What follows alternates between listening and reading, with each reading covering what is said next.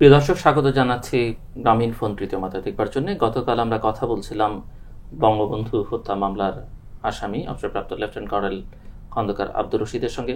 গতকাল মূলত আমরা তাকে বোঝার চেষ্টা করেছি, তার বেড়ে ওঠা, সেনাবাহিনীতে যোগদান, বাংলাদেশের মুক্তিযুদ্ধে যোগদান, মুক্তিযুদ্ধ নিয়ে তার ভাবনা, বঙ্গবন্ধু শেখ মুজিবুর রহমান, শহীদ রাষ্ট্রপতি জিয়াউর রহমান, তাদেরকে তিনি কীভাবে তখন দেখতেন, এখন দেখেন, এইসব বিষয়গুলো বোঝার চেষ্টা করেছি।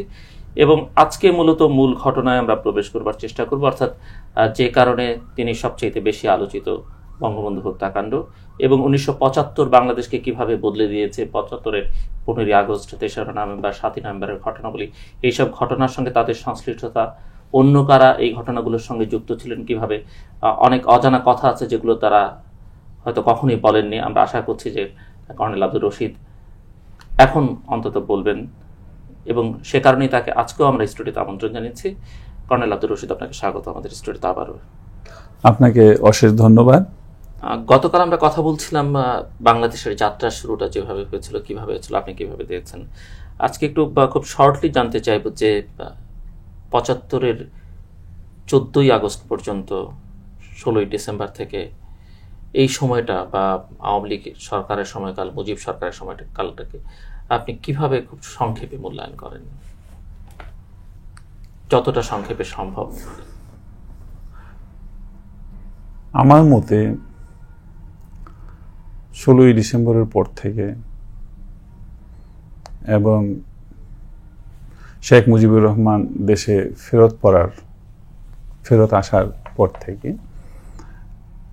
আমাদের যখন ডক্টর কামাল হোসেন কনস্টিটিউশন লেখে এবং সেটা পার্লামেন্টে সেই কনস্টিটিউশনকে অ্যাকসেপ্ট করা হলো, তখন পর্যন্ত মোটামুটি আমাদের সবকিছু ভালোই চলেছিল। এবং একটা দেশ নর্মালি একটা যুদ্ধের মাধ্যমে স্বাধীন হবার পর জনগণও জানে এবং সবাই জানে যে আমাদের সবাইকে কষ্ট করতে হবে, কারণ একটা দেশ গড়ে তুলতে এটা কোনোদিনও একদিন সম্ভব নয়। তাতে সময়ের প্রয়োজন এবং রাইট পলিসির প্রয়োজন। সুতরাং সেই সময়টুকু দেওয়ার জন্য এবং সেই সময়টুকুর মধ্যে যত কষ্টই আসুক না কেন, সেইটাকে মেনে নেওয়ার জন্য বাংলাদেশের জনগণ সবাই সেইভাবে মানসিকভাবে প্রস্তুত ছিলেন। এবং সামরিক বাহিনী হিসেবে যদি বলেন, আমাদের মধ্যেও সেই একই ধারণা ছিল। কিন্তু আমাদের কনস্টিটিউশন হবার পর, কনস্টিটিউশন হলো এক্স্যাক্টলি 73-তে, 72-তে কনস্টিটিউশন হলো, যার জন্য ডক্টর কামাল হোসেন, ওনার অবদান বেশি। এবং সেই কনস্টিটিউশন আমাদেরকে মুক্তিযুদ্ধের যে স্পৃহা, যে democratic rights and democracy and freedom of press and freedom, ওগুলিকে প্রটেক্ট করা হয়েছে। সুতরাং মুক্তিযুদ্ধের স্পিরিট আর সেই কনস্টিটিউশনের স্পিরিট এক ছিল। তো দুর্ভাগ্যবশত এখন ডক্টর কামাল হোসেন নিজেই জনগণের সামনে বলেছেন যে উনি যাদের সাথে এতদিন রাজনীতি করে আসছেন তার অনেক ভুল হয়েছে। তো 73 থেকে নিয়ে 75 পর্যন্ত ক্রমাগত দেশ, বিশেষ করে কনস্টিটিউশন নিয়ে হ্যাপি আপনি? কনস্টিটিউশন নিয়ে হ্যাপি, 72-এর সংবিধান। জি। আর সেটা আমাদের মুক্তিযুদ্ধের স্পিরিটকে আগে নিয়ে যাচ্ছিল। কিন্তু তারপরে দেশের অবস্থা যেভাবে অর্থনৈতিকভাবে ধ্বংসের পথে চলে যাচ্ছিল, তাতে দেশের জনগণ অতিষ্ঠ হয়ে ওঠে। এবং আমিও দেশে ছিলাম 73 পর্যন্ত। সুতরাং 73-তে যেসব ঘটনা ঘটেছে, তখন থেকে আস্তে আস্তে আপনার অরাজকতা। আপনি বাইরে যান কবে? আমি বাইরে গেছি 74-এর প্রথম, ফেব্রুয়ারি 74। এবং দেশে ফেরত যান 75-এর মার্চে। এবং আমি ভারতে গিয়েছি আমার ট্রেনিং করার জন্য, এবং ট্রেনিং করে আমি ফেরত এসেছি 75 মার্চে। বলছিলেন আপনি। জি, 75 মার্চে। সুতরাং সত্যিকার অর্থে বাংলাদেশ যে পুরোপুরি অবনতির দিকে চলে গেছে এবং দেশের জনগণ অতিষ্ঠ হয়ে উঠেছে, সেটা ওই পিরিয়ডে আমি ছিলাম না, যখন দেশে ফ্যামিন হলো, যেটাকে দুনিয়ার সবাই সেটাকে আর্টিফিশিয়াল ফ্যামিন বলে মনে করে। 74-এর দুর্ভিক্ষ। সেই দুর্ভিক্ষে হাজার হাজার লোক মারা গেছে, রাস্তায় মরা লাশ পড়ে থাকতে দেখা গেছে, কেউ তাদেরকে কিছু করতো না। এবং সেইখানে বাধ্য হয়ে সরকারও তখন গ্রুয়েল কিচেন এস্টাবলিশ করেছিল, এবং সেই গ্রুয়েল কিচেন যেটা আওয়ামী লীগের ওয়ার্কার পরিচালিত করত, তারা সেই গ্রুয়েল কিচেন থেকেও চাউল, আটা, ডাল এগুলি চুরি করে পয়সা বানিয়েছে। সুতরাং এত তাড়াতাড়ি আওয়ামী লীগের এই অবনতি, এটা অ্যাকসেপ্টেবল লিমিটের বাইরে। 74-এর দুর্ভিক্ষকে আর্টিফিশিয়াল বলছেন কেন আপনি? আর্টিফিশিয়াল বলবো এই জন্য যে দুনিয়ার বহির্বিশ্ব থেকে সব ধরনের সাহায্য সহযোগিতা পুরোপুরি আসছিল, জনগণের কাছে সেটা জনগণের সাথে পৌঁছে নাই। সেটা আওয়ামী লীগই তখন তাদের লেভেলে প্রত্যেকেই করাপশনের মাধ্যমে সেই সম্পদগুলো বিনষ্ট করেছে, যার জন্য বহির্বিশ্বের লোকেরাও এর প্রতি অনেক নেগেটিভ পাবলিসিটি করত। সুতরাং একটা দেশকে আমি মনে করি যে স্বাধীনতা যুদ্ধ একটা দেশের জন্য একবারই হয়, এবং সেটা না হওয়া পর্যন্ত অনেকেরই স্ট্রাগল করতে হয়, এবং বাংলাদেশের জনগণও স্ট্রাগল করেছে। কিন্তু যেই দিন স্বাধীনতা হয়ে যায় সেটা একটাই দিন, পরবর্তীতে সেই দেশের ইতিহাসে এই দিনটার মূল্যায়ন থাকে, একটা মেমোরি থাকে, কিন্তু এই দিনটার আর কোনো কাজ থাকে না। স্বাধীনতা যুদ্ধ একটা দেশে একবারের বেশি দুবার হয় না, কিন্তু তারপরের থেকে সেটার প্রয়োজন নেতৃবৃন্দের বোঝা উচিত, রাজনীতিবিদদের বোঝা উচিত। এরপরের প্রয়োজন ডেডিকেটেড ওয়ার্ক, দেশকে কিভাবে প্রগ্রেসে নিয়ে যেতে হবে। সুতরাং প্রথম 10টা বছর যদি আওয়ামী লীগ সব চুরি ভুলে গিয়ে নিজেদের সব অতীতের কৃতিকর্ম ভুলে গিয়ে তারা যদি সত্যিকারভাবে জনগণের জন্য কাজ করত, দেশকে উন্নত করার জন্য কাজে ঝাঁপিয়ে পড়ত, এবং বাংলাদেশের জনগণও তখন সেই একইভাবে কষ্ট সহ্য করতে যখন স্বীকার করে নিয়েছিল, তখন 10 বছরে দেশটার উন্নতি অনেক হয়ে যেত। পৃথিবীতে অনেক দেশ আছে যারা স্বাধীন হওয়ার পর 10 বছরের মধ্যেই অনেক উন্নতি লাভ করেছে। সাউথ কোরিয়া দেখেন, সিঙ্গাপুর দেখেন, তো এইসব দেশগুলো, এবং এখন ভিয়েতনামও দেখেন, তারাও উন্নতির দিকে এগিয়ে যাচ্ছে। তারা একে অপরকে ধ্বংস করে শহরের স্টেটের পয়সা অপচয় করে তাদের নিজের পকেট ভরতে চায়নি। তো 74 একটি অসন্তোষের কারণ, আর কোনো 74-এ আমি তো সেটা দেশের বাইরেই ছিলাম। আমি যখন ফিরে আসলাম তখন আমি দেখেছি যে প্রথম বলা হলো যে কর্নেল জিয়াউদ্দিন এইসব যে অন্যায় কাজ আওয়ামী লীগের লোকেরা করেছিল, এবং একবার আর্মিকেও ডিপ্লয় করা হয়েছিল যে এসব অরাজকতা বন্ধ করার জন্য, এবং আর্মি নিজেই বলেছে যে যাদেরকে আমরা ধরে এনেছি সন্ধ্যার সময় ধরে নিয়ে আসলে সকালবেলায় তাকে ছেড়ে দেওয়া হয়েছে, কারণ সেই লোকটা আওয়ামী লীগের। সুতরাং আওয়ামী লীগের লোক ছাড়া আমরা অন্য কোনো লোক পাই নাই যে দেশের ক্ষতি করছে এবং অন্যায় কাজ করছে, যাদেরকে আমরা ধরে আনবো। কর্নেল জিয়াউদ্দিনের বক্তব্য, সেটা ওভারঅল যার জন্য কর্নেল জিয়াউদ্দিন নিজে ইনিশিয়েটিভ নিলেন যে না, আমি ওনাকে বলবো যে এই অন্যায়গুলি উনি যেন সংশোধন করতে চেষ্টা করে। সেই ব্যাপারে উনি একটা কাগজে নাকি ওনার স্টেটমেন্ট দিয়েছিলেন হলিডেতে, এবং সেই স্টেটমেন্টের পরে উনিকে মুজিব ডেকে পাঠিয়েছেন দেখা করার জন্য।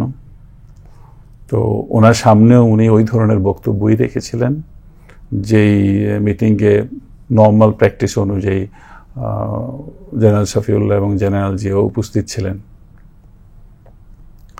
এবং উনি সরাসরিভাবে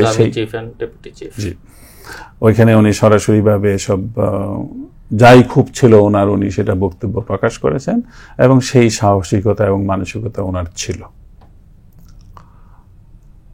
তারপরে মুহূর্তে ওনাকে বের করে দেওয়া হয় আর্মির থেকে, এবং সাথে সাথে কর্নেল তাহের এবং কর্নেল মঞ্জুরকেও বের করে দেওয়া হয়,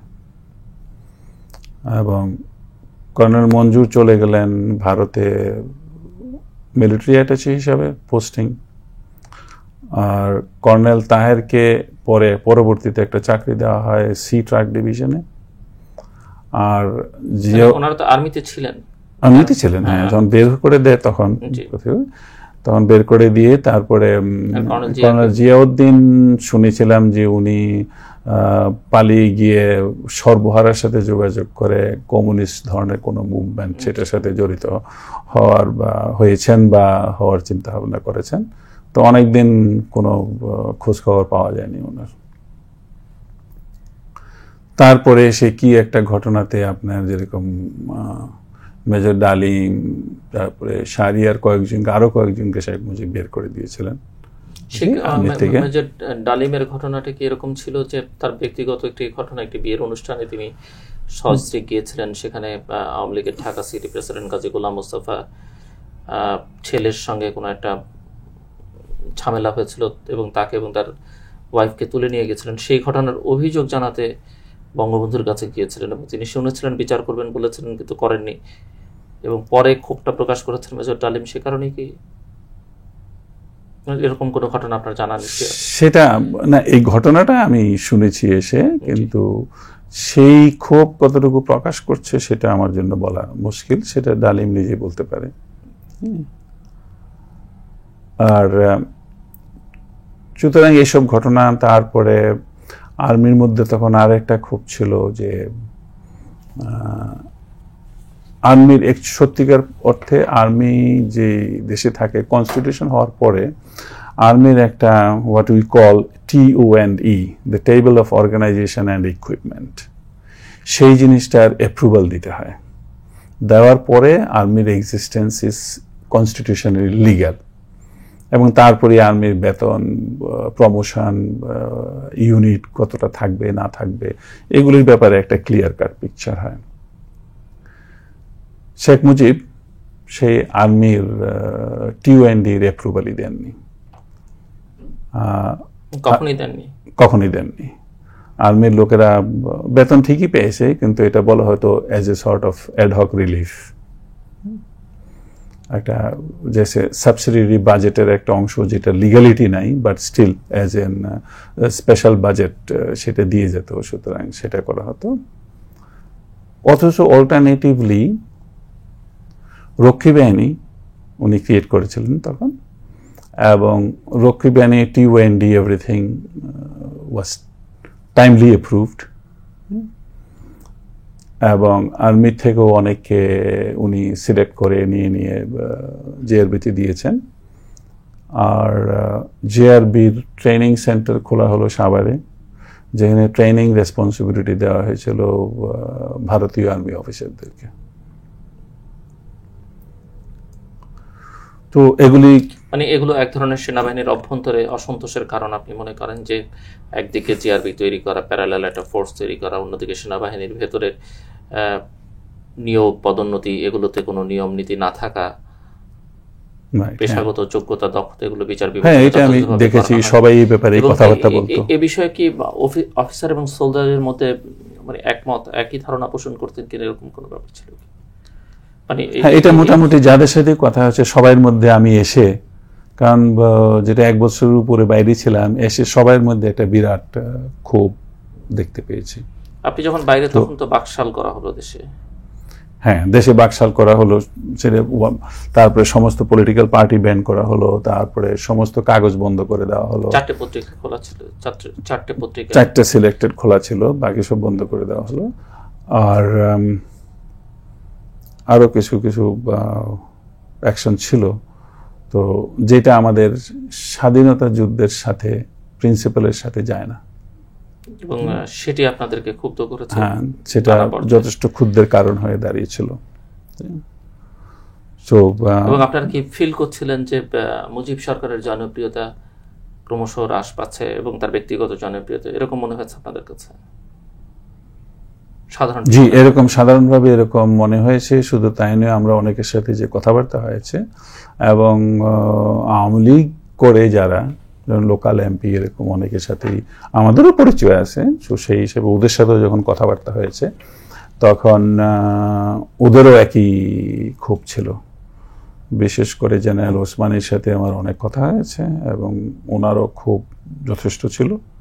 এটি কি আপনি ভারত থেকে ফেরত আসার পরে যথেষ্ট ক্ষোভ ছিল। তারপরে আপনার অনেক পলিটিশিয়ান আছে, তাদেরও যথেষ্ট ক্ষোভ ছিল। এরকম আপনার মনে পড়ে যে কোন কোন রাজনীতিবিদের সঙ্গে কথা বলেছিলেন সে সময় ব্যক্তিগত পর্যায়ে? ব্যক্তিগত পর্যায়ে আমি খন্দকার মোশতাকের সাথে কথা বলেছি এবং সেখানে যথেষ্ট ক্ষোভ দেখেছি এবং সেটা অন্যায় হয়েছে সেটা উনি বলেছেন। জেনারেল ওসমানী বলেছেন, তখন উনিও পলিটিশিয়ান প্লাস, এবং যার জন্য উনি বলেছেন যে আমি যার জন্য পার্লামেন্ট থেকে রিজাইন করেছি বাকশাল করার প্রতিবাদে, তো উনি একজনই ছিলেন যে রিজাইন করার মতো সাহস ছিল, সুতরাং উনি করেছেন। এবং ব্যারিস্টার দুজন ছিল, ব্যারিস্টার ব্যারিস্টার মইনুল হোসেন, তো উনি ওনার সাথে উনিও করেছিলেন। সুতরাং এই দুজনকে আমি ওই কারণে ব্যক্তিগতভাবে যথেষ্ট শ্রদ্ধা করি। খন্দকার মোশতাকের সঙ্গে আপনার যোগাযোগ হয়েছিল, সেটি কি আপনার এলাকার সূত্রে ওনার সঙ্গে যোগাযোগ ছিল? না, ওনার সাথে আমাদের যে পরিবার, আব্বা যথেষ্ট টিচার প্লাস যথেষ্ট রিলিজিয়াস মানুষ এবং সেই হিসাবে সবাই জানে, সবার সাথে পরিচয়। এবং খন্দকার মোশতাক যখন ভারতে পালিয়ে যাবেন তখন উনি যাওয়ার পথে আমাদের বাড়িতে বোধহয় ছিলেন, কারণ আমি তো তখন পাকিস্তানে, তো আমাদের বাড়িতে ছিলেন। সেই হিসেবে আমার আব্বার সাথে ওনার একটা ফ্রেন্ডলি যোগাযোগ সৃষ্টি হয়। তো সেই হিসাবেই একটা যোগসূত্র। আমি যদিও কোনোদিন যাইনি, তারপরে এই ব্যাপারে, রাজনৈতিক ব্যাপারে যখন প্রয়োজন মনে করছি, একটু কথা বলার দরকার, তখনই আমি আব্বাকে নিয়ে ওনার কাছে গেলাম। এবং প্রথম কি আপনি কথা বলেছিলেন আপনাদের টিমের মধ্য থেকে? টিম বলতে আমি বোঝাচ্ছি যারা এই ঘটনাগুলোর সঙ্গে পরবর্তী পর্যায়ে ইনভলভ ছিলেন। খন্দকার মোশতাক আহমেদের সঙ্গে আপনি না, বিভিন্ন যারা ছিল তারাও তাদের জানাশোনা যেখানে ছিল কথা বলেছে এবং ওরাও একই কথাই বলেছে, কিন্তু ওরা পার্টিকুলারলি কার সাথে কথা বলছে সেটা। এরকম কোনো সমস্যা ছিল না? আপনি একজন মিনিস্টারের সঙ্গে কথা বলছেন, একজন সেনা অফিসার হয়ে সমস্যা বোধ করেননি? এক জায়গায় আমি দেখলাম যে আপনি উনি যখন মন্ত্রী তখন দেখা করেছেন, যেটি পারমিটের কাজের জন্য এই কথা বলে আপনি গিয়ে দেখা করেছেন, আসলে মূল উদ্দেশ্য সেটি ছিল না? না, সেটা মূল উদ্দেশ্য ছিল না। আর্মি অফিসার হিসেবে আমার পারমিটের দরকারও নাই এবং কোনো পারমিটের প্রয়োজনও ছিল না। তবে আমার আব্বার সাথে পরিচয় ছিল, আমি আমার আব্বাকে সাথে নিয়ে গিয়েছিলাম এবং আব্বা যখনই টেলিফোন করতো ওনাকে উনি কথা বলতেন, বলেন আসেন। তারপরে সেই হিসাবে আমি বললাম যে একদিন আমিও যাব। এটা কোন সময়ের কথা? এটা এক্স্যাক্টলি মনে নাই, তবে 75। আপনি ভারত থেকে ফেরত আসবার পরে আর্মিতে কি দায়িত্বে ছিলেন? আমি যখন ভারত থেকে ফেরত আসলাম, এসে আমি 1 মাসের ছুটিতে যাই এবং আমি আসার সাথে সাথে আমাকে পোস্টিং দেওয়া হলো যশোরে। না, বর্ডার এরিয়াতে নয়, যশোর ক্যান্টনমেন্টে। যশোরে আমাদের আর্মির তরফ থেকে আর্টিলারি স্কুল প্রতিষ্ঠান দাঁড় করাতে হবে, সেই জন্য আমি কোয়ালিফাইড বলেই ওরা আমাকে সেই দায়িত্ব দিয়ে সেখানে পাঠাবার জন্য পোস্টিং দিয়েছেন, এবং আমি আমার ছুটি শেষ করে তখন আমার পোস্টিংয়ে চলে যাওয়ার কথা। তো আমি যখন চলে যাওয়ার জন্য, যশোরে চলে যাওয়ার জন্য প্রস্তুতি নিচ্ছি, তখন কর্নেল ফারুক ও দেশেই ছিল।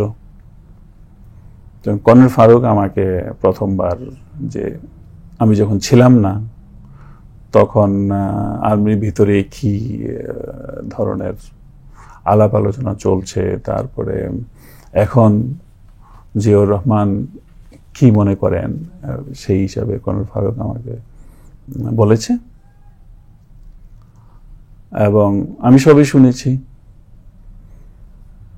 তখন আমি বললাম যে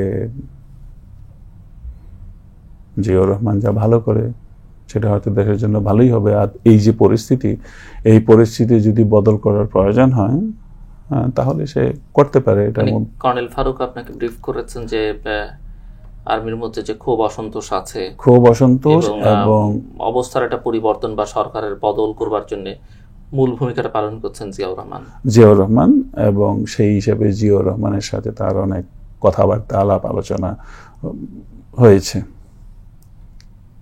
তো আমি প্রথম বললাম যে আমার এতে করার কিছু নাই, কারণ আমি কয়েকদিনের মধ্যেই, এক সপ্তাহের মধ্যে আমি যশোর চলে যাচ্ছি। সুতরাং আমি যশোরে আছি, এবং যশোরে আমি আমার স্কুল প্রতিষ্ঠান নিয়ে আমি যথেষ্ট ব্যস্ত থাকব। আর বিশেষ করে যেটা যদি পরিবর্তন করতে হয় সরকারের, তার এটা ঢাকাতে যারা আছে সেটা তাদের দায়িত্ব, সেটা আমি কোনো অবস্থায় ওই দায়িত্বে আসি না, আমি যশোরে আছি। তখন সে বলে যে না, আপনি যাবেন না। এটা তো ছেলে খেলা না, আমার যশোরে পোস্টিং, আমি যাব না। সুতরাং ছেলে খেলার মধ্যে আমার কোনো সম্পর্ক নাই। কর্নেল ফারুকের সঙ্গে বলছেন? হ্যাঁ, কোনো সম্পর্ক নাই। তারপরে কথা শেষ, আমি আমার যাওয়ার প্রস্তুতি নিচ্ছি। 2 দিন পরে আমার পোস্টিং ক্যান্সেল হয়ে যায়।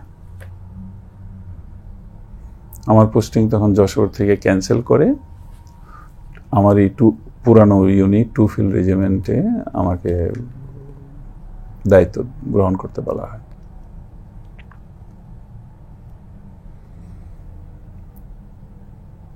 তখন আমি খোঁজ নিলাম যে আমার পোস্টিং কেন ক্যান্সেল করা হলো। তখন বলে যে না, জেনারেল জিয়া মনে করেন যে তুমি 2 ফিল্ডেরই সিইউ হিসেবে থাকা দরকার আরো কিছুদিন। তখন ফারুকের কথা আর ওর কথা একটা সামঞ্জস্যতা আমি দেখতে পাচ্ছি। নর্মালি এইভাবে পোস্টিং ক্যান্সেল হয় না, আনলেস কেউ স্পেশালি সেটা উপরের থেকে করে থাকুক। এটা আর্মির নর্মাল ডিসিপ্লিন করে হয় না। তো এরপরে আমি কিছুই বলি নাই, ফারুক নিজেই আসছে, এসে বলে যে আপনার পোস্টিং 2 ফিল্ডে হয়ে গেছে। তো আমি বললাম যে হ্যাঁ হয়ে গেছে, কিন্তু পোস্টিং কেন হলো, কে করলো? তো বললো যে জেনারেল জিয়ারও সেটা খেয়াল ছিল না যে ওর পোস্টিং যশোরে আছে, সুতরাং ইমিডিয়েটলি ওনাকে বলার সাথে সাথে উনি বলছেন আমি আজকে পোস্টিং ক্যান্সেল করে দিয়ে ওকে 2 ফিল্ডে দিচ্ছি। তো জেনারেল শফিউল্লাহ আর্মি চিফ হিসেবে তার এসব ক্ষেত্রে কোনো ভূমিকা ছিল না? না, ঠিক না। বা ডিপটি চিফ, ওগুলাই পোস্টিং, এগুলো ছোটখাটো ব্যাপার। তো chief looks after the promotion and other things, তো ওটাতে ওরা করেছেন। বা যেখানে সিজিএস অ্যান্ড ডিপটি চিফ যেখানে চাচ্ছে একটা পোস্টিং ক্যান্সেল করে দিতে, ওইটা চিফের সাইনের জন্য গেল, চিফ নর্মালি সেটা এমএস বান্স ওকেই করে দেয়, it does not interfere in that. তো সেটা হওয়ার পরে তারপরে দেন আমিও কিছু রাজ করলাম যে ডেফিনেটলি ওরা আমাকে সেটাকে জড়াতে যাচ্ছে। তো এরপরে আমি তখনই অ্যাকচুয়ালি চিন্তা করে দেখলাম যে এটাতে যদি আমাকে এইভাবে ওরা করতেই চায় সিরিয়াসলি আর জড়িত হতেই হয়, তাহলে আমাকেও আমার এই যে 1 বছরের উপরে বাইরেই ছিলাম, সুতরাং সত্যিকারভাবে রাজনৈতিক ঘটনা কি হয়েছে, আর্মির ভিতরে কি এগুলা, এবং বর্তমানে রাজনীতিবিদরা কি মনে করছেন, তো সেটার সাথে আমি কথাবার্তা বলা, একটু বিকালে যখনই সময় হতো কাজের ফাঁকে বিভিন্ন লোকদের সাথে কথাবার্তা বলা, আর সাধারণভাবে আমরা রাস্তাঘাটের দোকানদার, স্ট্রিট রাস্তায় যারা আছে ওদের সাথে এমনি কথাবার্তা বলা। তো দেখলাম যে না, আমাকে যে আমি যেটা শুনেছি এসে সেটা সত্যিকার ভাবে ওইরকম চলছে, এবং তখনও আপনার পরিস্থিতি অর্থনৈতিকভাবে খারাপ ছিল, 75ও অর্থনৈতিকভাবে খারাপ ছিল। তখন কয়েকদিন পরেই, প্রায় 1 সপ্তাহ হবে, একদিন জিয়াউর রহমান ডেকে পাঠিয়েছেন ওনার সঙ্গে দেখা করার জন্য। আপনি এবং কর্নেল ফারুক রহমান? না, কর্নেল ফারুক ছিল না। আপনারা একসঙ্গে দেখা করেছিলেন জিয়াউর রহমানের সঙ্গে মার্চের কোনো সময়? না, 75 না, একসাথে দেখা হয়নি। তো এটা কোন সময়টাতে? এটা এপ্রিলে আমি 2 ফিল্ড রেজিমেন্ট টেক ওভার করার পরে, যখন আমার পোস্টিং আবার 2 ফিল্ডে হলো, যখন আমি 2 ফিল্ড নিলাম, তখন এর পরে আমি টেক ওভার করার পরে উনি আমাকে ডাকলেন। তো ডাকার পরে আমি বিকালে ওনার বাসায় গিয়েছিলাম। তো বাসায় যাওয়ার পরে উনি একটা জেনারেল ব্রিফিং দিলেন যে সেখানে আর কে ছিলেন? সেখানে আমি আর প্রথম মিটিংয়ে আমি আর জিয়াউর রহমানে ছিলাম। তো একটা কিছু করা একান্তই প্রয়োজন, তা না হলে বাংলাদেশে আর্মির অস্তিত্ব থাকবে না। হয়তো একটা পর্যায়ে এসে আর্মিকে জেআরবিতে যোগদান করতে হবে, কারণ আমাদের টিউএনডি এখনো অ্যাপ্রুভ করা হয় নাই, এবং আর রক্ষী বাহিনী এটা এক্সপান্ড করে যাচ্ছে, এবং ওদের এক্সপানশনের মধ্যে it is in the planning there is an large number of units. তো উনি মনে করেন যে ওইটা আর একটু, তখন বোধহয় উনি বললেন যে অলরেডি অ্যাবাউট 15,000 রক্ষী বাহিনী হয়েছে, এবং এটা অতি শীঘ্রই অ্যাবাউট 25,000-এর মতো করা হচ্ছে, এবং তারপরেই হয়তো আর্মিকে জেআরবিতেই হতে পারে, জয়েন করা হতে পারে। তো সব কথার মধ্যে এইটাই ছিল একটা স্ট্রং পয়েন্ট ওনার তরফ থেকে।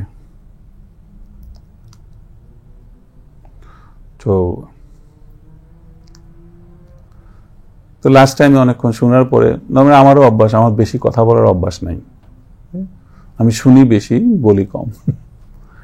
তো ওনার কথা শুনে বলার পরে তখন আমি বললাম যে স্যার, একটা জিনিস আমি খুবই পরিষ্কারভাবে জানতে চাইব,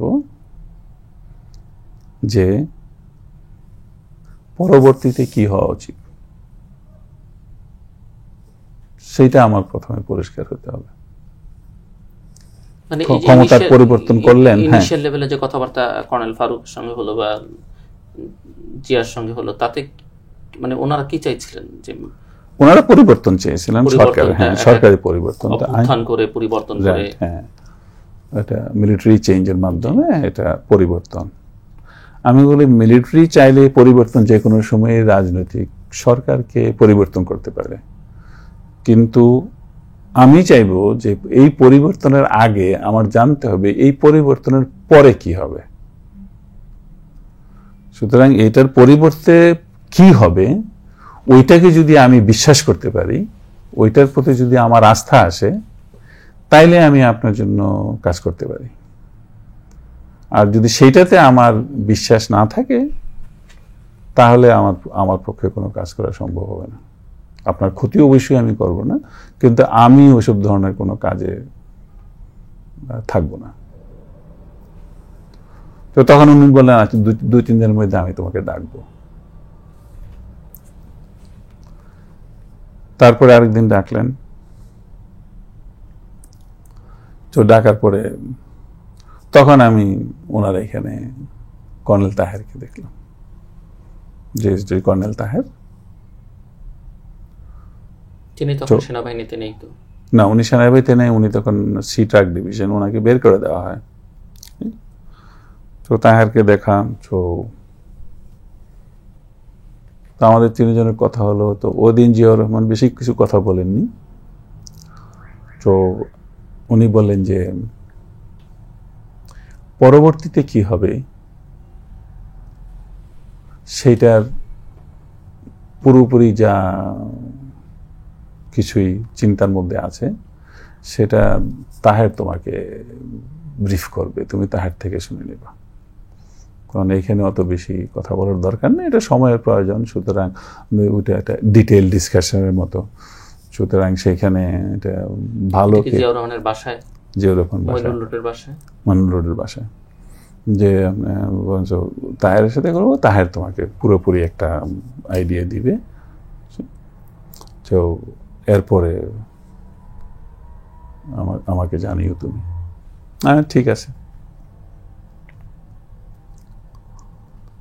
তারপরে তাহের আমাকে ইনভাইট।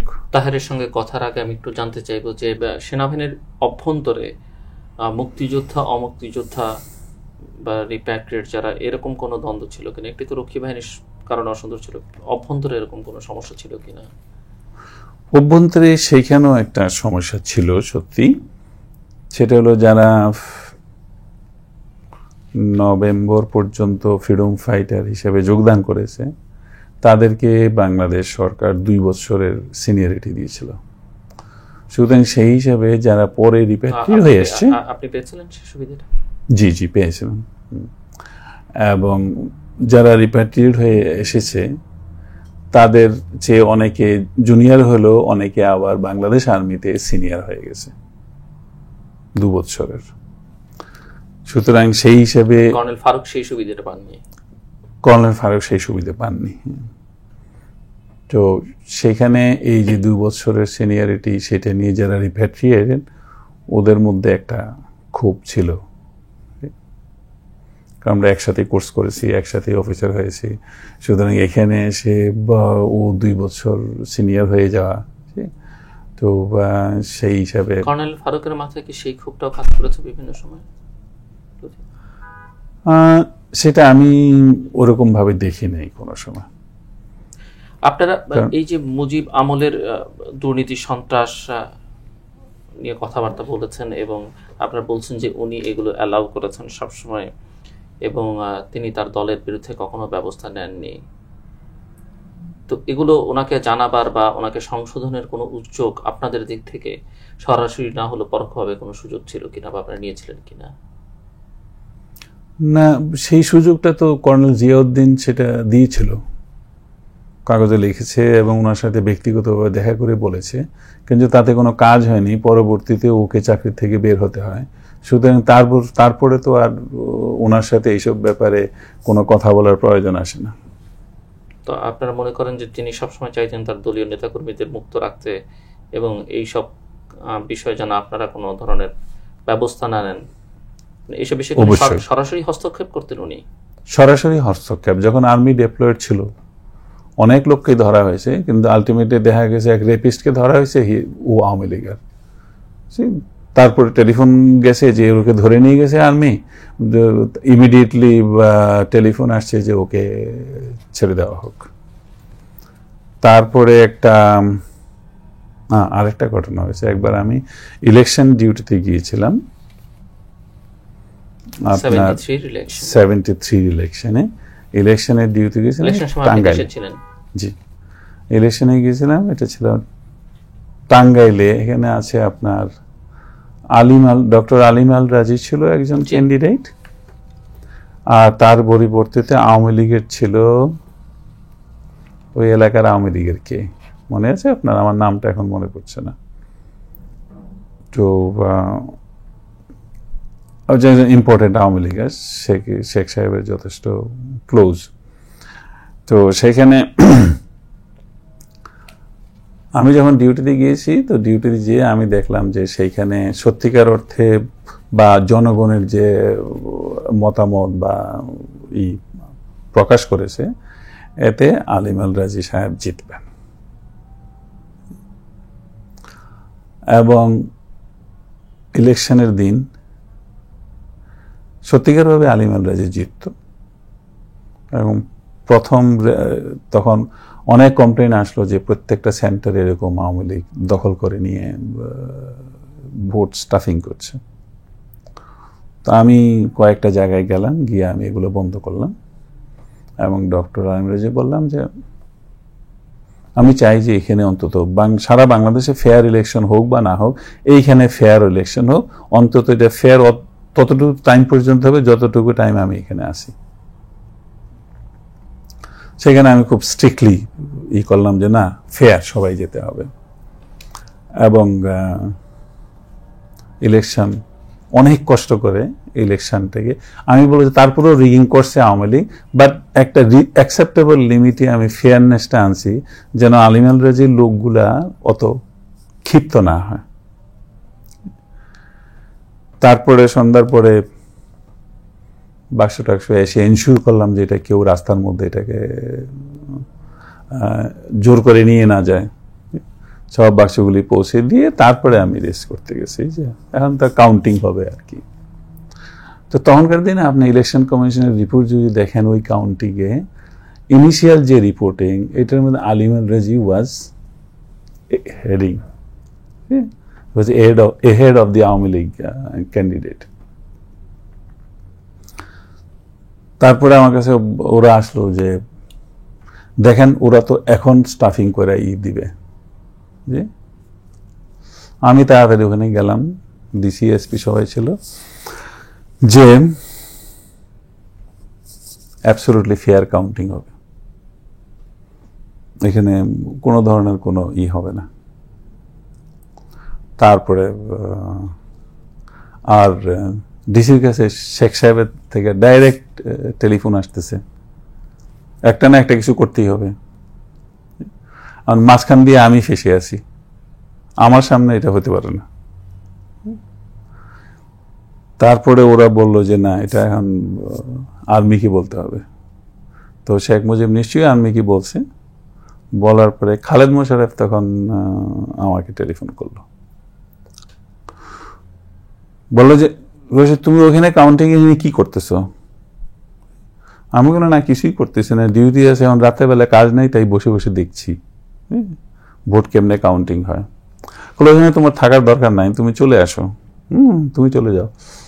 আমি বলি না, আমার চলে যাও না, আমি এটা জিনিসটা দেখতে প্রথমবার দেখছি, তো আমার খুব ভালো লাগছে, তাই আমি দেখতে চাই। তো বলে যে বাইরে আসছে। তো যখন উনি বলে যে না, তুমি এখান থেকে চলে যাও,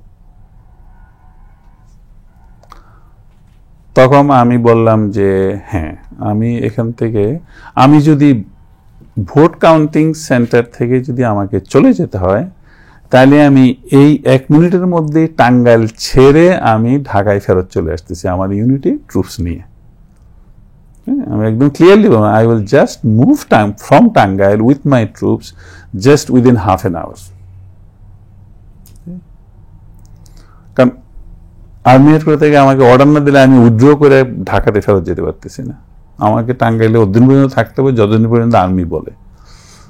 তাহলে হয় আমি এখানে থাকবো, তাহলে আপনি আমাকে এখন পারমিশন দেন যে আমি এখন উইথড্র করে ঢাকা চলে যাব, তাহলে এটা আমার দায়িত্বের মধ্যে পড়ছে না।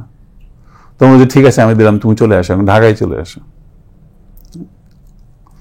তারপরে আমি ওদেরকে বললাম যে সরি, এর বেশি আমার জন্য কিছু করা সম্ভব না। নির্বাচনে তো আমরা যদি জানি যে খন্দকার মোশতাকও জেতার মতো অবস্থায় ছিলেন না, তাকেও জেতানো হয়েছে। মেজর হাফিজের বাবাকে হারানো হয়েছে, তার ব্যালট বাক্স না হয়েছে, অনেক জায়গায় হয়েছে, কিন্তু কথা যে আমি যেখানে ছিলাম এটা তো আমার প্রত্যক্ষদর্শী। হ্যাঁ, কিন্তু অন্য কোথায় কি হয়েছে না হয়েছে সেই ব্যাপারে তো আমি জানি না, প্রত্যক্ষদর্শী না, এমনি শোনা কথা, জানা কথা, এবং হয়েছে ওইটা সত্যি। তো আমি যখন ওই ঘটনা দেখলাম, তাহলে বাকি ঘটনা অবশ্যই সত্যি। আপনি বলছিলেন যে জেনারেল জিয়ার সঙ্গে আপনার দুবার কথা হয়েছে, একবার আপনার সঙ্গে সরাসরি একা এবং আরেকবার কর্নেল তাহেরের উপস্থিতিতে, এবং তার আগে কর্নেল ফারুক আপনাকে অবহিত করেছেন যে জিয়া এই প্ল্যানের সঙ্গে আছেন এবং তিনি লিড করছেন। কিন্তু কর্নেল ফারুক একাধিক ইন্টারভিউতে, বিশেষ করে অ্যান্থনি মাসকারেনাসের সঙ্গে এক ইন্টারভিউতে বলেছেন যে জেনারেল জিয়াকে তিনি এই প্ল্যানের কথা, পরিকল্পনার কথা জানিয়েছিলেন এবং জেনারেল জিয়া তাকে বলেছেন যে এই ঘটনার সঙ্গে এগুলোর সঙ্গে তিনি ইনভলভ হতে চান না, তবে জুনিয়ররা যদি কিছু করে তিনি কিছু বলবেন না। এবং আরেকটি লেখায় আমি এক জায়গায় বললাম যে জেনারেল জিয়া তার এডিসিকে নির্দেশ দিয়েছিলেন যেন কর্নেল ফারুক কখনো তার সঙ্গে দেখা করবার জন্য অ্যাপয়েন্টমেন্ট না পান। আপনি এই বিষয়ে কি বলবেন? সো মানে এই ঘটনাগুলো বোঝা যায় যে হয়তো তার মৌন সমর্থন ছিল, তিনি সক্রিয়ভাবে ছিলেন না এবং তিনি ঠিক কোনোভাবে এর সঙ্গে যুক্ত, সেটি যেন না বোঝা যায়, এরকম একটা চেষ্টা তার মধ্যে ছিল। হ্যাঁ, সেটাতে একটা জিনিস যে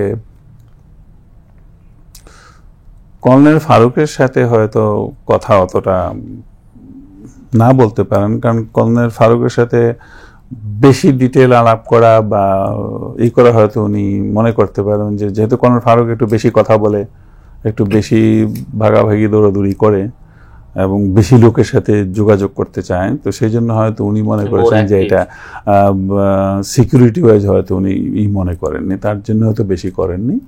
তবে ফারুক আমাকে যেটা বলেছে সেটা মৌন সম্মতির কথা তখন বলেনি, ওইটা উনি রাজি আছেন, কিন্তু আমাদেরকেই করতে হবে। কিন্তু পরবর্তীতে যখন আমার পোস্টিং ক্যান্সেল করে দিল, that gave me N indication that তখন আমি ইনশিওর করছি যে, তখন আমি ইনডাইরেক্টলি ইনশিওর করেছি আমাকে যতক্ষণ পর্যন্ত জিয়া না বলবে ততক্ষণ পর্যন্ত আমার করার কিছু নাই। পোস্টিং করার পরও আমি পোস্টিং করছে ভালো কথা, আমি তো পোস্টিং যে কোনো জায়গায় আমি চাকরি করতেছি। কর্নেল তাহেরের সঙ্গে আপনি পরে কথা কি হলো, মানে তিনি আপনাকে কি বললেন, কোথায় বললেন? জিয়ার বাসায় মিটিং এর পর, মিটিং পরে তাহের আমাকে দাওয়াত দিল ওর নারায়ণগঞ্জে ওর বাসায় আসার জন্য, এবং সেইখানে ও সি ট্রাক ড্রাইভিং এ নিয়ে যাবে, বলে যে ওখানেই ভালো, আমরা কথা বলবো, তো আসো। এটা কোন মাসে? এটা হবে মে মাসে।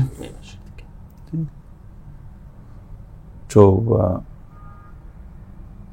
সেইখানে colonel Taher had whatever his agenda was right or wrong, but he was clear. At least he was clear what is after. তো সেখানে উনি বলল যে, তখন ওই জেএসডির কথা বলল, জেএসডি এভাবে, জেএসডি একমাত্র সংগঠন যেটা মুজিবের এগেনস্টে স্ট্রিট প্রটেস্ট করতে গিয়ে এরকম বেশ কয়েকজন লোক মারা গেছে, এটা করেছে। তো এগুলি বলে জেএসবিএন মোটামুটি ভালো ইসেতে আছে, আর আওয়ামী লীগের আর্ম ক্যাডার ছাড়া মুক্তিযুদ্ধের যত বাকি আর্ম ক্যাডার ছিল এগুলো সব এখন জেএসডির সাথে। তো তখন আমি বললাম যে হ্যাঁ ভালো কথা, আর্ম ক্যাডার নিয়ে এখন কি করবেন, কি আমাদের আবার লিবারেশন ওয়ার ফাইট করতে হবে নাকি? তো বলছে না, লিবারেশন ওয়ার না, কিন্তু ওরা কোথায় যাবে, সুতরাং ওদেরকে অর্গানাইজ করে রাখা ভালো, কারণ আওয়ামী লীগের থেকে আমরা কোনোদিনও ভালো কিছু আশা করতে পারিনি। তো আমরা চাচ্ছি যে একটা, যেহেতু সে দেশ স্বাধীন করা হয়েছে, সুতরাং আমাদের এই দেশটাকে উন্নতি করতে গেলে আমাদের কিছু করা উচিত। ঠিক আছে, বলেন কি করা উচিত? তখনই উনি বললেন যে ওয়েল, অনেকই নর্মাল পলিটিক্যাল কথাই হলো, এর মধ্যে যে ক্লিয়ার কাট কথা যে what is after, which was my question.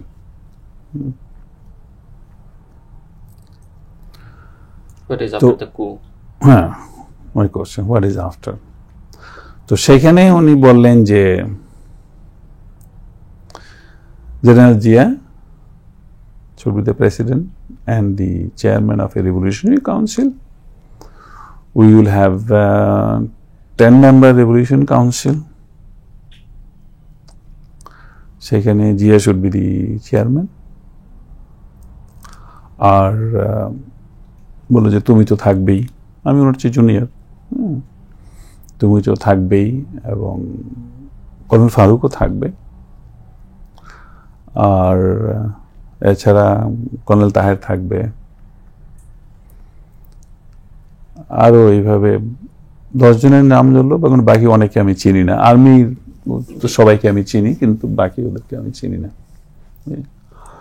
তো তখন আমি বললাম যে 7ই নভেম্বরে ঘটনাবলিতে যেসব প্ল্যান প্রোগ্রামের কথা শুনেছি সেটি আসলে 15ই আগস্টের অনেক আগের থেকেই ছিল, এবং জিয়া, কর্নেল তাহের সবাই ইনভলভ ছিলেন এবং আপনাদেরকেও তারা ইনভলভ করছিলেন। আপনি যে অনেক আগের থেকেই ছিল, কারণ তার মানে ঠিক আছে রিভলিউশনারি কাউন্সিল, তারপর এরকম ডিস্ট্রিক্টে রিভলিউশনারি কাউন্সিল হবে।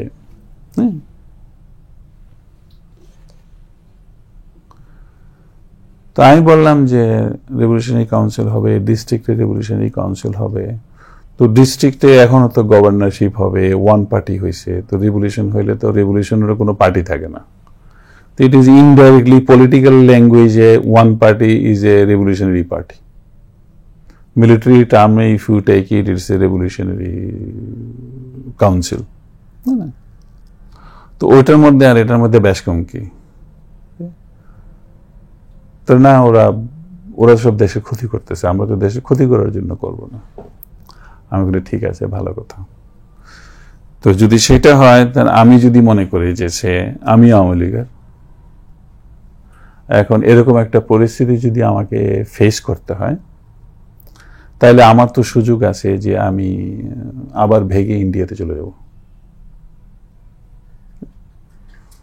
300 জন এমপি সবাই মিলে আবার ইন্ডিয়াতে যাবে, যেটা 71-এ গিয়েছে। তারপর ওদের সাথে ওদের স্টুডেন্ট যাবে, ওদের সাথে ওদের ফ্যামিলি যাবে, ওদের সাথে ওদের আত্মীয় স্বজন যাবে, ওদের সাথে ওদের পলিটিক্যাল সাপোর্টার যাবে, তো সেটা যাবে। তো যাওয়ার পরে অর্থটা এটা দাঁড়াবে যে আমাদের তাহলে আরেকবার স্বাধীনতা যুদ্ধ করতে হবে, কারণ তখন ইন্ডিয়া ওদেরকে সাহায্য করবে। ইন্ডিয়া ওদের বার্ডেন কয়দিন নেবে, কিছুদিন পরে তো ওদের অর্থনীতি জাস্টিফাই করবে না, সুতরাং ওদেরকে ফেরত পাঠাতে হবে, ফেরত পাঠাতে গেলে আবার যুদ্ধ করবে। সুতরাং পাকিস্তান আর্মির সাথে যুদ্ধ করার জন্য নাইলে 9 মাস লাগছে, এখন বাংলাদেশ আর্মির সাথে যুদ্ধ করতে গেলে এটা তো 9 দিন লাগবে। সুতরাং ওইটা কি করবেন, আপনার আর্ম ক্যাডার কি সেই যুদ্ধটা করে ফেলতে পারবে? তখন না, কেউ যাবে না, কেউ যাবে না। আপনি গ্যারান্টি কেমনে করবেন যে কেউ যাবে না? আপনি গ্যারান্টি কিভাবে করবেন যে কেউ যাবে না? তো তখন উনি বলল যে আমরা কাউকে যেতে দিব না। কাউকে যেতে দিবেন না, তো এটা কি বর্ডারে সবাইকে কিভাবে এনশিওর করবেন কাউকে যেতে দেবেন না? তো তখন বলল যে না, আমাকে একটা কাজ করতে হবে, যে যেই দিন করা হবে তার 7 দিন আগে আমাকে জানাতে হবে। 7 দিন আগে যদি আমি জানি, তাহলে ওই 7 দিনের মধ্যে আমি আমার সম্পূর্ণ আর্ম ক্যাডারকে পজিশনিং করব।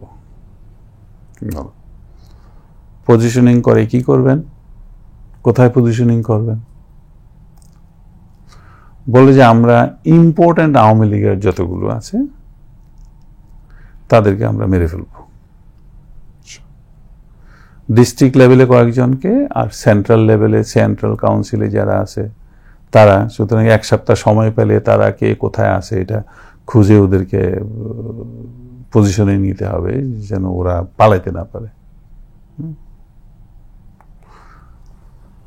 তো আমি বললাম যে আপনি ডিস্ট্রিক্ট লেভেলে ওদের 8-10 জন নেতাকে মেরে ফেলবেন, তারপরে সেন্ট্রাল লেভেলে ইম্পর্টেন্ট 10 জন হোক, 20 জন হোক, যাই হোক, মেরে ফেলবেন। তো অতটা মারপিট করে তারপরে গিয়ে এটা দেশের কি উন্নতি হবে, এটা ভালোভাবে চিন্তা করা উচিত। আর স্পেশালি বিশেষ করে আমি স্বাধীনতা যুদ্ধে অংশগ্রহণ করেছি ওই ভেবে যে ভবিষ্যতে বাংলাদেশ একটা ডেমোক্রেটিক কান্ট্রি হবে, এখানে ফান্ডামেন্টাল রাইটস থাকবে, একটা মডার্ন থিঙ্কিং কান্ট্রি হবে, এবং সেইখানে ক্রমাগত আমাদের অর্থনৈতিক উন্নতি হবে। আমিও চাই একটা ছোট দেশ হিসেবে, একটা গরিব দেশ হিসাবে এটা সিঙ্গাপুরের মতো একটা অর্থনৈতিক একটা শক্তিশালী দেশ হিসাবে গড়ে উঠুক। তো ওরকম কিছু প্রোগ্রাম তো আমি কমিউনিস্ট থিঙ্কিংয়ে আমি কোনো সময় দেখি নাই। তো আর কমিউনিস্ট থিঙ্কিং আমার মতে it is not the total solution also. যদিও এটা ক্যাপিটালিস্ট থিঙ্কিং এর মধ্যে অনেক পজিটিভ নেগেটিভ আছে, কমিউনিস্ট থিঙ্কিং এর মধ্যে অনেক পজিটিভ নেগেটিভ আছে। তো সেটা বলে তারপরে আমি দেখলাম যে এর বেশি আর ওর সাথে কোনো কথা বলার প্রয়োজন আমি মনে করি না। আমি বললাম যে হ্যাঁ ঠিক আছে, এক সপ্তাহ আগে যদি সত্যিকারভাবে করাই হয়, সত্যিকারভাবে করা হলে তাইলে এক সপ্তাহ আগে আপনাকে জানানো হবে। ওইটা বলে আমি চলে আসছি। সেখানে আমি রিফিউজাল করার আমার কোনো বোকামি আমি করি নাই সেখানে। বোকামি মনে করছেন যে রিফিউজ করলে হয়তো আপনার উপর দিয়ে কোনো হ্যাঁ রিফিউজ করলে আমার ব্যক্তিগত ক্ষতি হবে। তো সেখানে এসেই আমি বাই দ্যাট টাইম অনেক চিন্তা ভাবনা করে দেখলাম যে জিনিসটা এত বেশি হয়ে গেছে, এইসব ধরনের জিনিসে গিয়ে দেশেরই ক্ষতি সবচেয়ে বেশি হবে। আর এই জিনিসটা আজ হোক বা কাল হোক, কারোর না কারোর দিয়ে এই জিনিসটা হয়ে যাবে। হ্যাঁ একটা পরিবর্তন, হ্যাঁ পরিবর্তনটা কারো না কারো দিয়ে হয়ে যাবে। আজ আমি না করি কাল আরেকজন করবে, কিন্তু এই জিনিসটা হতে যাচ্ছে এবং এইটা কেউ না কারোর দ্বারা সেটা হয়েই যাবে। কারণ আমি আর ফারুকের সাথে না হয় এটা কিছুটা এক্সপোজার হয়েছে, কিন্তু ওদের ভিতরে আরো অনেকে আছে যেটা আবার আমাদের সাথে তাদের কোনো এক্সপোজার নাই বা যোগাযোগ নাই। তো তখন আমি চিন্তা করলাম যে না, এটার একটা বিপরীত চিন্তাধারা আনতে হবে, এবং বিপরীত চিন্তাধারাটা যদি কার্যকরী করা যায় তাহলে বরংস বাকিকেও মুভ করার আগে আমাদেরকে মুভ করা উচিত। সেটা আমি ফারুকের সাথে এগ্রি করলাম। মানে কর্নেল তাহেররা যেভাবে চিন্তা করতেন সেভাবে নয়, অন্য কিছু অন্যভাবে, এবং এই চিন্তাধারাটার মধ্যে একটা তাদেরকে বাদ রেখে একটা কিছু চিন্তা করতে হবে। এবং বাদের মধ্যে কি জেনারেল জিয়াকে মাথায় রেখেছিলেন বাদ রেখে? জেনারেল জিয়াকে টোটালি বাদ দেওয়ার কথা মাথায় নেই, কারণ যেহেতু সে অ্যানাউন্সমেন্ট করেছে আর আর্মিতে তার একটা রেপুটেশন আছে, he is not an dishonest person, সুতরাং তাকে বাদ দেওয়ার কথা চিন্তা করিনি। নেই, জিয়াউর রহমান আর্মিতে জানা যে ও ডিসঅনেস্ট না, কারণ আর্মিতে অনেক লোক আছে করাপশনের মধ্যে জড়িত হয়েছে, এটা সেটা, but he has a little bit of clean আর একটু কাজ করার প্রতি তার একটা অ্যাক্টিভ পার্টিসিপেশন থাকে, তো হুইচ ওয়াজ গুড। তো সেইখানে তখন আমার চিন্তার মধ্যে এটা আসলো যে যেভাবে হোক, আজ হোক কাল হোক, অতি অল্প সময়ের মধ্যে শেখ মুজিবুর রহমান গভর্নমেন্ট তো যাচ্ছে, কিন্তু পরবর্তীতে কি হবে ওইটা আমি মনে করি যে that is much more dangerous. মানে ওনারা যে প্ল্যানটা করেছিলেন, রাইট, হ্যাঁ, it is much more dangerous. এখন ওইটাতে আমি সহযোগিতা করো, ওই প্ল্যানে আমার সহযোগিতা করা আমার মোটেও ইচ্ছা নেই।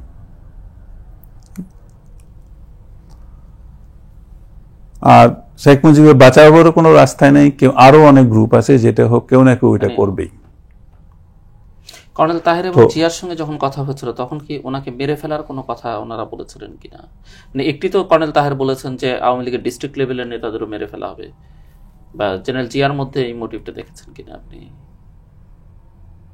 জিয়া যখন বলেছে যে colonel Taher is the right person, কি he will know what is after, that means they have discuss, because colonel Zia আবার অতটুকু ইনভলভমেন্ট আমার সাথে হতে চাচ্ছেন না, যার জন্য সে তাহেরের কাছে পাঠিয়ে দিয়েছে। যেখানে বলছিলেন আপনি যে কথা। তাহেরের কাছে পাঠিয়ে দিয়েছি। তো তো সেখানে আমার চিন্তায় যেটা হলো যে আওয়ামী লীগকে প্রটেক্ট করে, to give an opportunity to Awami League to reorganize themselves for the future. সুতরাং এই একটা অপরচুনিটি ওদেরকে দেওয়া উচিত for their contribution to the liberation and punishment to some for their administrative failure. সেখানে যদি করা যায় তাহলে আমারই হলো যে না, Ziaur Rahman can be maximum army chief, and as a president we need an politician, এবং সেই পলিটিশিয়ানটাও হতে হবে আওয়ামী লীগ থেকে। তাহলেই শুধু এটি সম্পূর্ণরূপে আপনার ব্যক্তিগত চিন্তা। হ্যাঁ, তো তাহলেই আওয়ামী লীগ সার্ভাইভ করতে পারবে, বেঁচে যেতে পারবে। And you shared this idea with Colonel Farooq Rahman? জি, তাহলে ওরা বাঁচতে পারবে, আর তা না হলে আমি ওদের বাঁচার কোনো রাস্তা দেখছি না। অন্য কেউ হলে, আর্মির কেউ প্রেসিডেন্ট হলো, আপনার রিভলিউশন কাউন্সিলের নাই করলেন যে ঠিক আছে জিয়াকে বুঝে জিয়াই প্রেসিডেন্ট হলো, আর্মির কেউ প্রেসিডেন্ট হলে অথবা অন্য কোনো সিভিলিয়ানকে আপনি প্রেসিডেন্ট করলেন, কোনো চিফ জাস্টিসই ধরে ফেললেন বা কাউকে, সেই জিনিসটা যদি হতো তাহলে আমি দেখতেছি আমার হিসাব অনুযায়ী তাদেরকে বাঁচার কোনো রাস্তা নেই। তাদের বলতে কাদের বোঝাচ্ছেন? আওয়ামী লীগদের, আওয়ামী লীগের নেতৃবৃন্দে যারা আছে তাদেরকে জাসদ ছাড়বে না।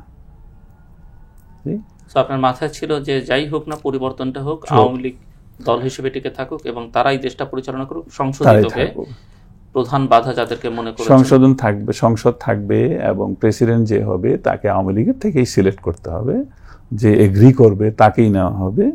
সুতরাং নিয়ে সে প্রেসিডেন্ট থাকবে, বাকি সংসদ থাকবে, এবং সেটা হলে আর অন্য কোনো শক্তি আওয়ামী লীগের, তখন আর পরিবর্তন হয়েছে ঠিকই কিন্তু আওয়ামী লীগ ক্ষমতায় আছে, পরিবর্তন ঠিকই হয়েছে কিন্তু আওয়ামী লীগ ক্ষমতা, এখন আমি কোন আওয়ামী লীগরে আমি সেখানে মারতে যাব, তাই না?